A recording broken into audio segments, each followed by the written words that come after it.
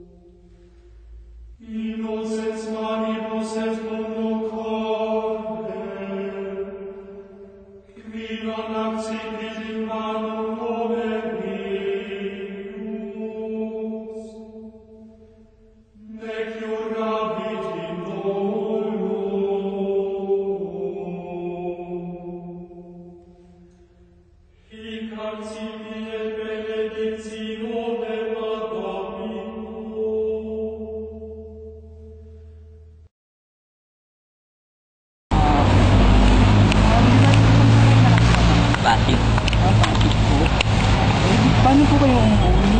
May guide ako.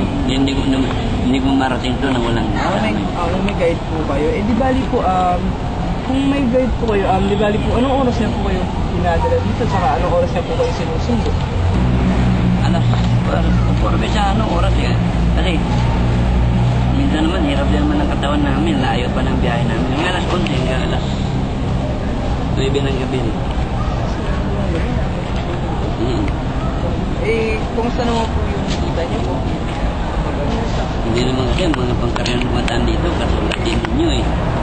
Siyempre, medyo, kahit na piso pa sa malaking bagay na rin yun. 100 piso rin yun, ba? Bago po kayo napunta sa linya to, ano po yung mga naging trabaho? Bago mag-martial sa banda ko. Sa banda. Banda. Bago mag-martial, oo.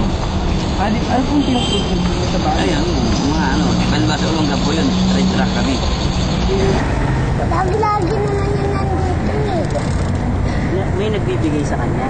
Oo. Marami. Mga pera. Kaya po na pa nga eh. Pero yung, yung magkano kayo na Pag kumita ko dito ng tatlo, masaya na. pero po, malimit yan, minsan, 150 na lang. Lalo pag inabot ka ng ulang. Kuya.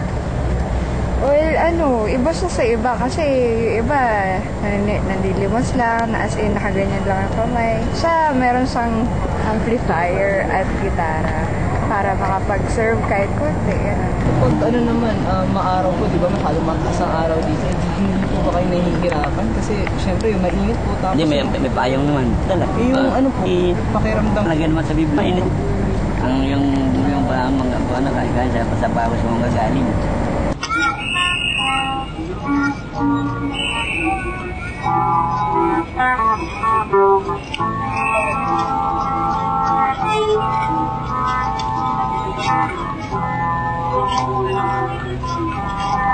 Bawat sanggol na isilang may sariling kapagaran at nang ako'y nagkamali Johnny, bakit ito ang balat ko? Luhang siyang nakakamit, nagtatanong sa may kamay, kung matapos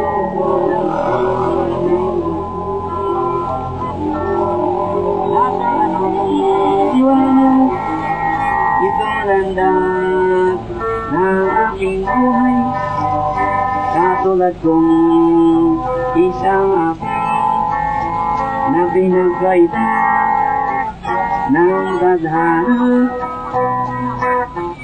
Bakit ito ang balat ko? Luhang siyang nakakamit, nagtatanong sa may kamay, kung ba't ako nagkaganito? Nasaan ang liwanag, itong landas ng aking katulad ng isang api na pinagkaita ng tadhana. Bakit ito ang balat ko? Luhang siyang nakakamit, nagtatanong sa may kamay, kung ba't ako nagkaganito? Nasaan na ang liwanag, itong landas ng aking buhay.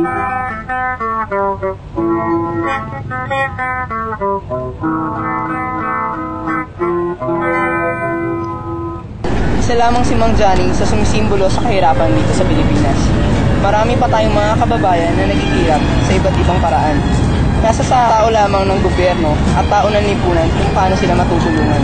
Muli, ako si Aiko Pangan, 10 ng aking mga kasamahan. Nagpapaalam at nag-iiwan ng isang malaking katanungan. Sino nga ba ang bulag?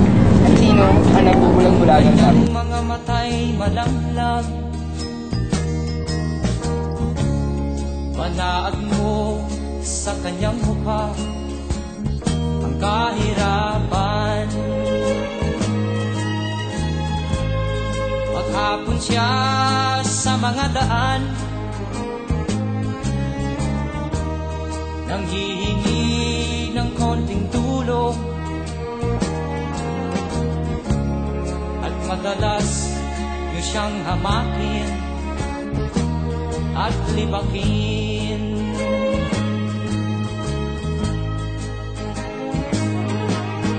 Siya ay pulupin, nahamak ninyo. Siya ay pulupin, tao rin katulad nyo.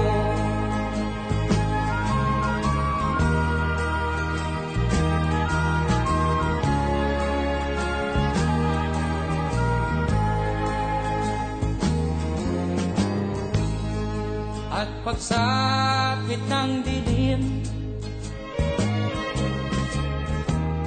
wala man lang siyang matuluyan. Sa lamig ng paligid, walang mapublihan. Kailan niyo siya